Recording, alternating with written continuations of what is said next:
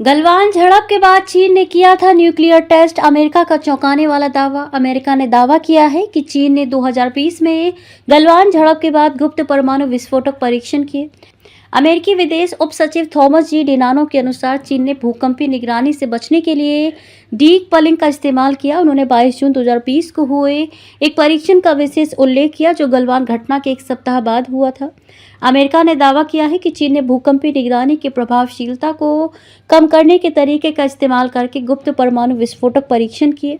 ये परीक्षण 2020 में गलवान झड़प के बाद किए गए थे। अमेरिकी विदेश उप सचिव थॉमस जी डिनानो ने कहा कि चीन ने 22 जून 2020 को ऐसे ही एक उपज पैदा करने वाला परमाणु परीक्षण किया था। ये गलवान झड़प के ठीक एक हफ्ते बाद की बात है जब भारत की रक्षा करते हुए 20 भारतीय सैनिक शहीद हो गए थे और 30 से ज़्यादा चीनी सैनिक मारे गए थे। अमेरिकी अधिकारी ने एक्स पर एक पोस्ट में कहा, चीन ने न्यूक्लियर एक्सप्लोसिव टेस्ट किए जिसमें सैकड़ों टन की तेज क्षमता वाले टेस्ट की तैयारी भी शामिल है।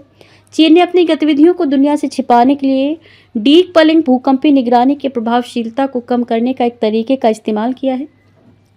चीन ने 22 जून 2020 को ऐसा ही क्षमता वाला एक न्यूक्लियर टेस्ट किया था। अमेरिकी अधिकारी डेनानो ने एक नए आर्किटेक्चर की जरूरत पर जोर दिया जो आज के खतरों से निपटने, न कि बीते हुए समय के खतरों से। डेनानो ने चीन द्वारा किए गए न्यूक्लियर एक्सप्लोसिव टेस्ट की पूरी प्रक्रिया और इसके खतरे के बारे में भी बताया। उन्होंने तैनात रणनीतिक परमाणु हथियारों की संख्या को काफी कम करने के लिए डिजाइन की गई सामरिक शस्त्र न्यूनीकरण संधि का जिक्र करते हुए कहा, न्यू स्टार्ट पर 2010 में हस्ताक्षर किए गए थे और 2026 में वॉरहेड्स और लॉन्चर्स पर इसकी लिमिट्स अब काम की नहीं रहेंगी।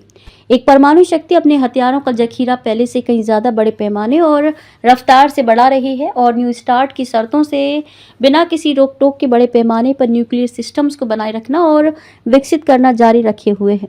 अमेरिकी अधिकारी ने कहा, अमेरिका की लगभग सभी तैनात न्यूक्लियर फोर्स न्यू स्टार्ट के दायरे में थी जबकि रूस के बहुत बड़े जखीरे का सिर्फ एक छोटा सा हिस्सा ही इसके दायरे में था।